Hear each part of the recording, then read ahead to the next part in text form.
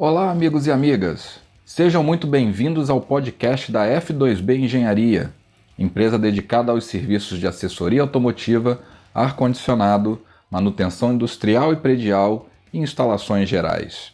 Eu sou Fabrício Barbuto, diretor de operações da F2B Engenharia. Mais uma vez, obrigado pela sua audiência. Minha intenção com os vídeos e podcasts que eu publico no meu canal é informar sobre notícias, dicas e quaisquer assuntos relacionados ao mundo automotivo. Hoje vamos falar sobre direção econômica. Vamos explicar tudo com a máxima clareza, o que é e apresentar as dicas, de forma que você que está me ouvindo possa aplicar na prática esses conceitos que eu vou apresentar agora. Você não precisa ser um expert em automóveis, um exímio motorista para aplicar alguns procedimentos que eu vou apresentar aqui para você. Garanto que, após escutar esse podcast, a vida dentro de um automóvel vai se tornar um pouco mais prazerosa, visto que você vai conseguir obter ganhos que podem parecer ínfimos no curto prazo, mas que no longo prazo serão relevantes. Então vamos agora começar a falar sobre esse assunto. E a pergunta que não quer calar é: o que é direção econômica? É um estilo de condução caracterizado pelo conjunto de comportamentos adotados durante a condução de um veículo motorizado, que permite minimizar o consumo de energia. Aqui a gente fala consumo de energia, consumo de combustível. Estas práticas permitem complementar a tendência observada na indústria automobilística de desenvolvimento de veículos, com ênfase na redução do consumo médio e, consequentemente, emissões de monóxido de carbono. Assim, a direção econômica permite obter diversos benefícios através da adoção de melhores práticas de condução, ajustadas às atuais tecnologias dos automóveis. Agora que foi apresentado o conceito de direção econômica, vamos apresentar as dicas para dirigir de forma mais eficiente e gastando menos. Dica 1. Guiar por antecipação. Guiando com a máxima atenção e com previsão, evita-se freadas bruscas, por exemplo, ao parar em um semáforo ou arrancadas desnecessárias. Um exemplo bem comum é tentar ultrapassar o semáforo quando este está no amarelo. Você percebe que o semáforo está para mudar para o vermelho e então acelera o veículo. Esse procedimento não só gasta mais combustível, pois você está acelerando o carro em uma condição mais brusca do que o normal, como também aumenta o risco de um acidente, pois ao perceber que não será possível ultrapassar o semáforo e você precisar parar o veículo bruscamente, quem está atrás pode não conseguir parar a tempo de evitar uma colisão. Podemos citar também quando temos que ultrapassar lombadas transversais.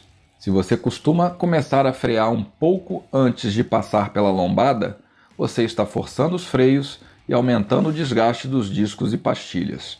Essa conta vai chegar antes do previsto pela manutenção do seu veículo. Desta forma, comece a diminuir a velocidade do veículo gradativamente até ultrapassar a lombada. Dica 2. Operar na faixa ideal de rotação do motor. Cada automóvel possui uma faixa de operação do motor distinta. É considerado como faixa ótima de operação a curva de torque do motor. Operar o motor dentro da curva de torque reduz o consumo, emissão de poluentes e aumenta a vida útil do motor. As montadoras oferecem informação sobre torque e potência em todos os seus veículos. Vamos trabalhar um exemplo de um veículo que possua 100 cavalos a 5.400 RPM e 15 kgfm a 5.600 RPM. O que significa esses valores? Significa que o carro vai atingir a potência máxima de 100 cavalos a 5.400 RPM e o torque máximo a 5.600 RPM. No caso da potência, ela é mais importante para o atingimento da máxima velocidade, enquanto o torque é mais importante para sabermos o quão mais rápido o veículo responderá numa arrancada ou numa ultrapassagem. Desta forma, o torque é bem mais utilizado no cotidiano. Sendo assim, saber utilizar a faixa de torque do veículo é muito importante. Normalmente, 80% do torque máximo já está disponível a rotações bem menores, então é nessa faixa que você deve manter o seu veículo operando. Com isso, o consumo de combustível será reduzido, assim como o desgaste do motor, que a longo prazo terá sua durabilidade elevada. Dica 3. Sempre que possível, pular marchas. Veículos com propulsores mais potentes e também os novos motores 1.0 turbo, vários carros agora estão sendo lançados com motores 1.0 turbo que rendem igual ou mais do que um motor 1.4 ou 1.6. Esses motores permitem com muita tranquilidade a mudança de marcha pulando-se algumas escalas.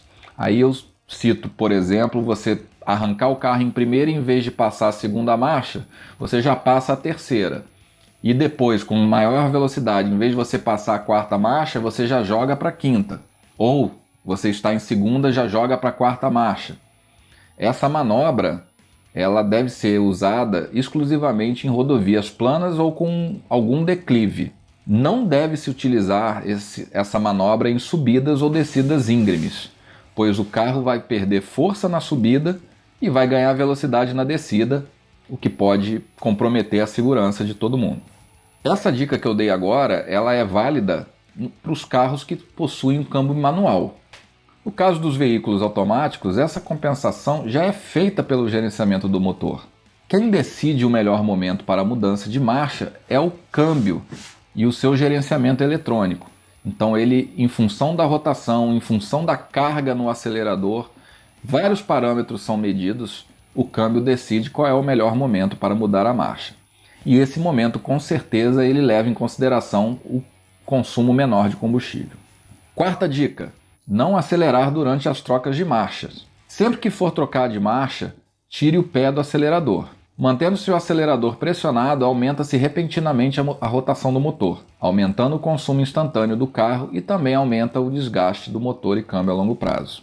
Mais uma vez, esse caso ele é exclusivo para os veículos que possuem câmbio manual, porque no caso dos veículos com câmbio automático, você não precisa tirar o pé do acelerador, que o sistema automaticamente faz a troca e faz a redução da rotação sem precisar aumentar demais o giro do motor.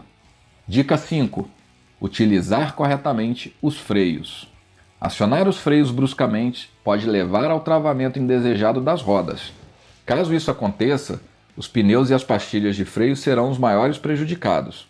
Atualmente, todos os veículos saem de fábrica com sistema ABS, que evita o travamento das rodas, mas mesmo os veículos com esse sistema podem apresentar pequenas travagens em virtude da característica de funcionamento do equipamento.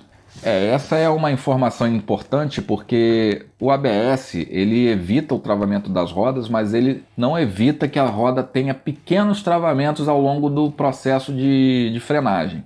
Se você pisar no freio com num veículo que tem ABS com muita força, você vai sentir que você vai ter pequenos travamentos, mas não vai ter aquele travamento prolongado de arrastar o pneu no chão, de cantar pneu. Isso é evitável no sistema ABS, mas os pequenos travamentos eles são perceptíveis. Dica 6. Trafegar apenas com o veículo engrenado. Quem não se lembra que no passado era comum deixarmos o carro na banguela, em declives para economizar combustível. Isso era uma manobra extremamente perigosa e a gente não tinha noção de quão perigoso era essa manobra. Os nossos carros atuais possuem injeção eletrônica.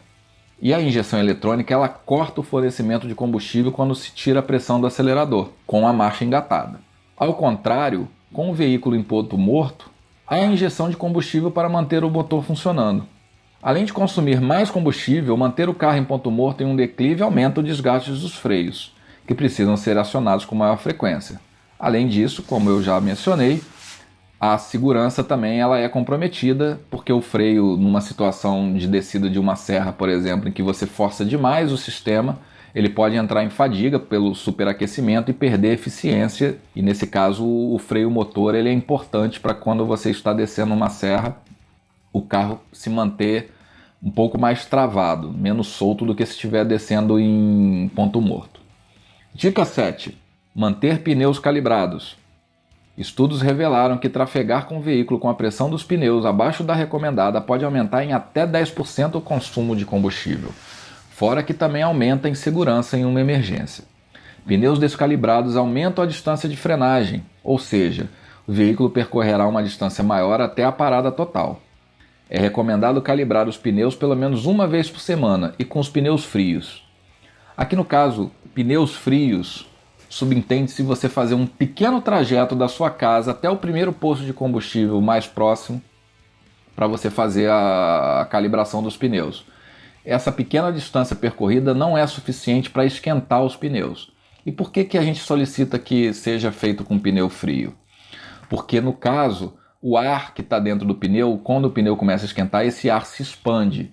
Então quando você vai calibrar, a tendência é que o calibrador ele leia uma pressão menor do que a pressão real que o pneu está, porque o ar se expandiu, então a pressão tende a aumentar. Dica 8. Iniciar a marcha assim que se liga o carro. Lá no passado, na década de 80, você tinha que ligar o carro e esperar alguns minutos para poder começar a andar com o carro. Principalmente naqueles veículos que eram movidos a etanol. Né? No caso, a gente tinha aquele famoso afogador que você puxava, ligava o carro, esperava o carro ficar mais ou menos aquecido, tipo 2 minutos ou até mais, dependendo do modelo, para começar aí sim a rodar com o veículo.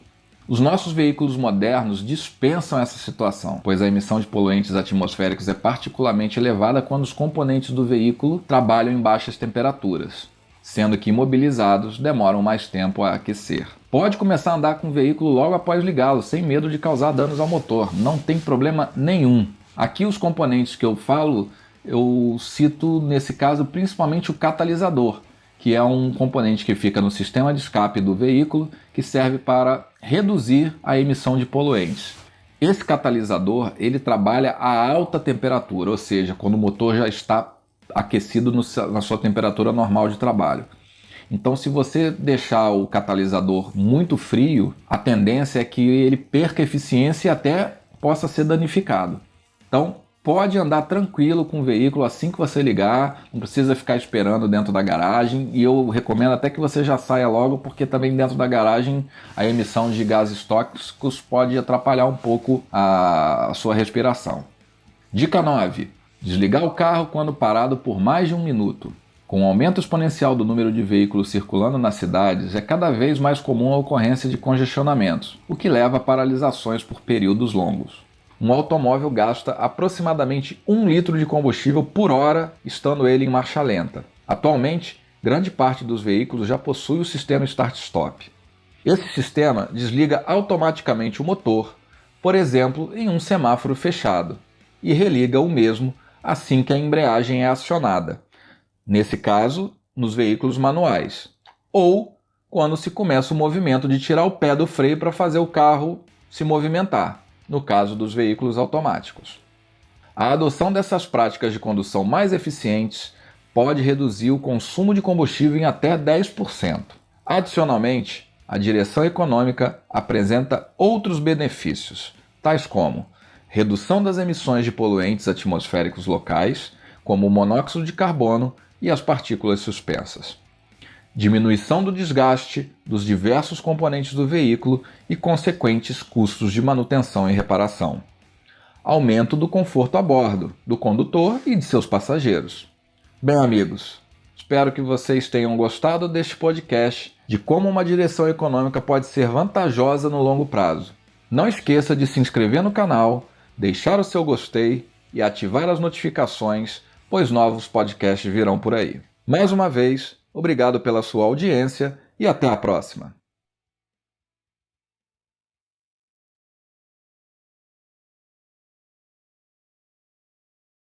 Então, gostou do assunto desse vídeo?